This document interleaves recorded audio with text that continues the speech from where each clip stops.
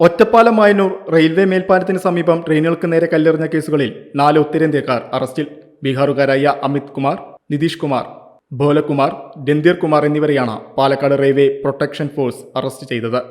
കഴിഞ്ഞ 2 മാസത്തിനിടെയുണ്ടായ 2 കേസുകളിലാണ് 4 പേരുടെ അറസ്റ്റ്. കഴിഞ്ഞ 18 പുലർച്ചെ 1:10 തിരുവനന്തപുരം സെൻട്രൽ സൂപ്പർഫാസ്റ്റ് എക്സ്പ്രസിന് നേരെയും കഴിഞ്ഞ ജൂലൈ 13 ഐലൻഡ് എക്സ്പ്രസിന് നേരെയും കല്ലെറിഞ്ഞ കേസിലാണ് നടപടി.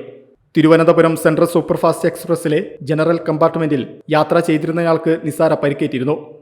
സംഭവത്തിൽ RPF പ്രത്യേക സംഘം രൂപീകരിച്ചാണ് അന്വേഷണം നടത്തിയിരുന്നത്.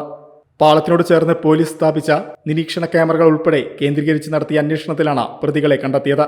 വിശദമായ ചോദ്യം ചെയ്യലിനിടെയാണ് കഴിഞ്ഞ ജൂലൈ 13 ഐലൻഡ് എക്സ്പ്രസിന് നേരെയും കല്ലെറിഞ്ഞതായി ഇവർ സമ്മതിച്ചത്.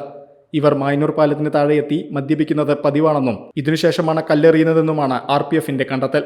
കഴിഞ്ഞ 1 വർഷത്തിനിടെ പലവട്ടം മായന്നൂർ പാലത്തിന് സമീപം ട്രെയിനുകൾക്ക് നേരെ കല്ലേറുണ്ടായി. കഴിഞ്ഞ മാസം ഇതേ സ്ഥലത്ത് പാളത്തിൽ ഇരുമ്പ് ക്ലിപ്പുകൾ കയറ്റിവെച്ച് അട്ടിമറി ശ്രമം നടന്നതായും കണ്ടെത്തിയിരുന്നു. RPF പാലക്കാട് ഇൻസ്പെക്ടർ ക്ലാരി വത്സയുടെ നേതൃത്വത്തിലായിരുന്നു അന്വേഷണം. ആരോഗ്യത്തോടെ ഇരിക്കാം, മികച്ച പരിചരണം ഞങ്ങളുടെ ഉറപ്പ്. Shoranur medical trust, Shoranur. .View news. കാഴ്ചകളാണ് ലോകം, കണ്ടു തുടങ്ങുക.